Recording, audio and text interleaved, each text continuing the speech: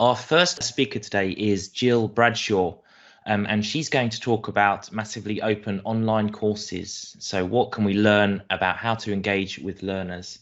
So in the interest of keeping to time, Jill, I hope you don't mind, but I will let you know when you've got 2 minutes to go, if that's okay. Yes, that's absolutely fine. Can you see that? Yes, yeah, we can see everything. That's great. Thanks, Jill. All right, lovely. Okay, thank you. I'm delighted to be here and wanted to talk to you about our experiences at the Tizard Centre of delivering and engaging huge numbers of learners in terms of our massive open online course. We have a massive open online course called Understanding Autism, and it's on the FutureLearn platform. The course started in 2017, and since then we've had over 100,000 learners across 11 runs, and we have learners from over 100 different countries as well. The course runs for 4 weeks, and the expectation is that learners are engaging for around 3 hours per week. And in terms of our course, we cover what is autism, and we think with students, with our learners, about social communication skills, sensory sensitivities and repetitive behaviours, co-occurring conditions, and very importantly, we keep our focus on the lived experiences of autistic people. So what do people say about our course, and how do they find out about the course? Well, what we are doing is trying to change people's thinking, and I think that's something that we are really successful in doing because of the way that we support learners to engage. And I don't know how people will feel about this, but we think that our social media and marketing strategies around supporting our learners to engage are really important. And so we do lots of live webinars. We are very active on social media, and we encourage our learners to be active on social media. And so we generate lots of interest in the things that we're talking about on our course, and we think that's a really important part of our success. In terms of key strategies, we and all of the FutureLearn massive open online courses are set up around this interesting and challenging question, and I think that that's really important, and we relate all of our content to that interesting and challenging question. And the one that we present for our learners is, well, how do we know that autism exists? And that's often not a question that people have been used to thinking about, and so we're asking people to think in a different way.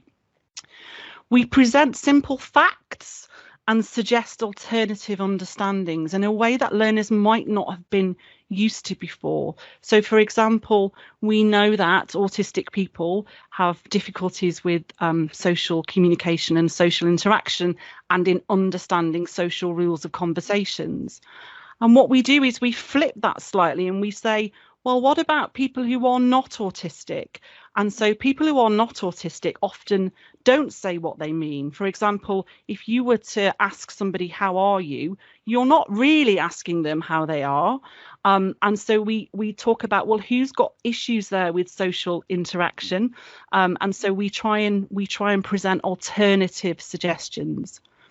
Our course is co-produced and co-delivered with autistic people, and that has been a massive part of our success. We think we solicit feedback and we act upon that feedback. And in our team approach, we have autistic parents, we have parents of autistic children, we have clinicians, we have researchers, and I think that's enabled us to approach the topic with a greater degree of understanding from different viewpoints.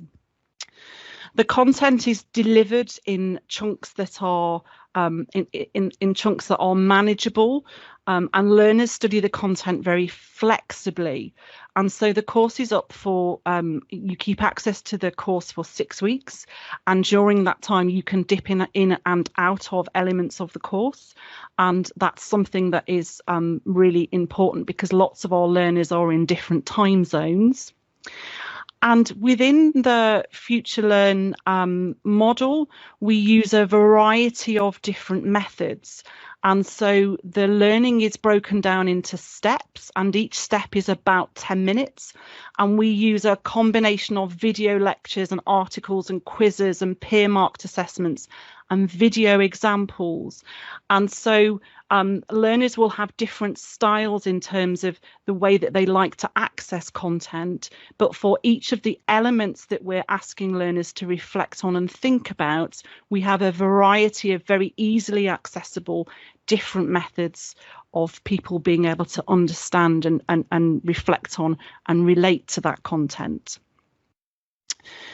Very importantly, we have ongoing feedback and dialogue with learners. And so we have a team of mentors who are from a variety of backgrounds, some of whom are also autistic, who will engage very regularly with the learners as they're moving at their pace throughout the course. And what that means is that we get ongoing feedback. And so we can work with learners and explore their understandings, and we can, to a certain extent, adapt the content and delivery to the needs and interests of learners. And so on some runs, we might focus more perhaps on women and girls who are autistic. On other runs, we might have more of a focus on education, because more of our learners are interested in those kinds of aspects of supporting autistic people. We have a weekly email that summarises the learning for that week, and we highlight key issues. And again, we might provide some additional links to materials in that week. And so it might be that we haven't had learners who have particularly engaged in the content for that week, but this is a way of kind of recapturing their interest, if you like, and of supporting learners to re-engage with what we're talking about. And I think just to summarize, engagement is absolutely an expectation, that our content is set up, and all the way through we're asking questions, we're inviting people to comment, we are getting people to explore autism through sharing their experiences. And so the engagement is absolutely an expectation. But very importantly, the engagement is reinforced. And so we don't respond to every single comment, and nor could we on a typical course has perhaps around 10,000 learners. But we do respond to enough of the comments so that on a thread that is started, the learners will be able to see that we are actively engaging and we're supporting and developing their learning. And so we're reinforcing their engagement by engaging with our materials, by engaging with comments. People are able to further develop their learning and ask questions to which we will respond. And I think because of that, people are much more likely to engage as the course goes on. And even learners who have been relatively quieter in the early weeks will often see that model of interest from other learners and will join in. Just under 2 minutes to go, Jill. All right, I think I'm there, Phil. So that was fantastic. I think I'm there. So thank you. Thank you so much, Jill. Thank you so much for taking the time to present today. And I think kind of the proof is just in how many people have accessed your course. I think it's fantastic. So you've clearly got something right there. So well done. I think so. Yeah. I was just going to say, I think so. And social media can be interesting, because when there are elements of the course that haven't worked well, we get to hear about it, and that's broadly publicised on social media as well.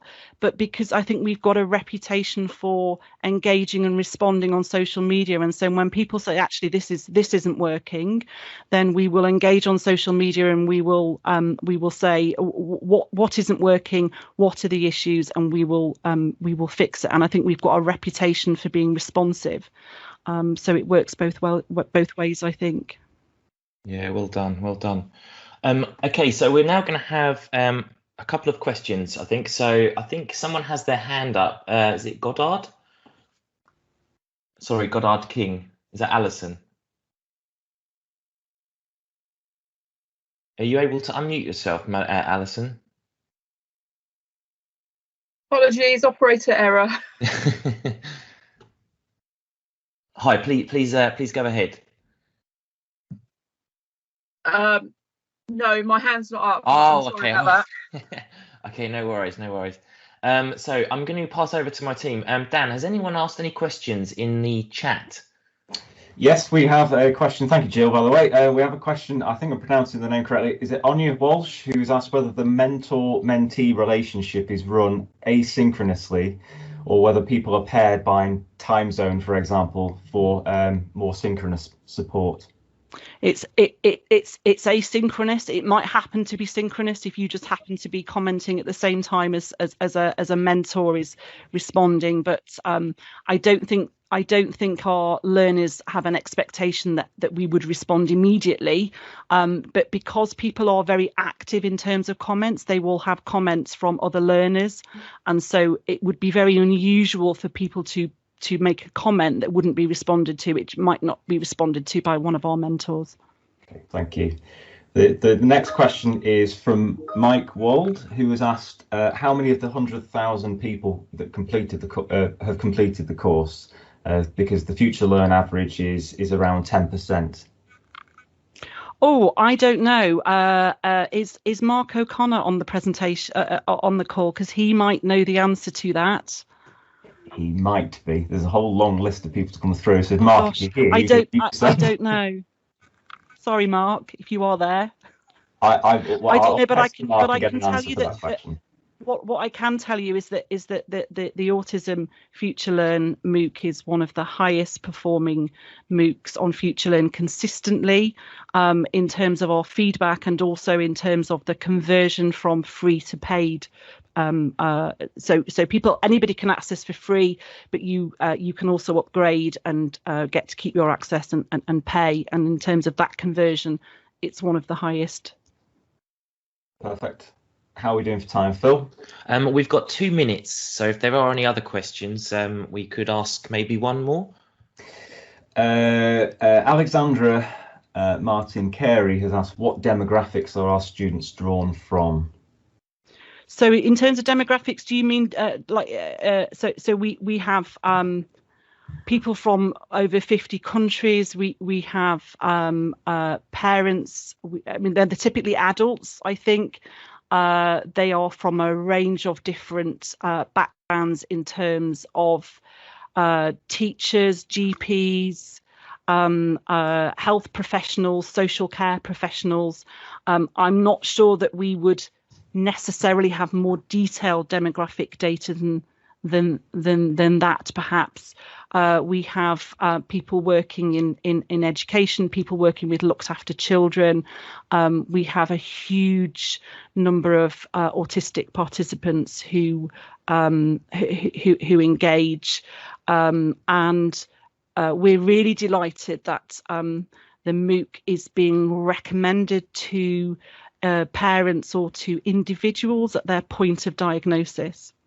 And so that has been something that we're really delighted about, I think, in terms of people being able to quite quickly get access to some information. Jill, that's fantastic. Thank you very much. And you are bang on time. So well done. You get a gold star for that one. Thanks.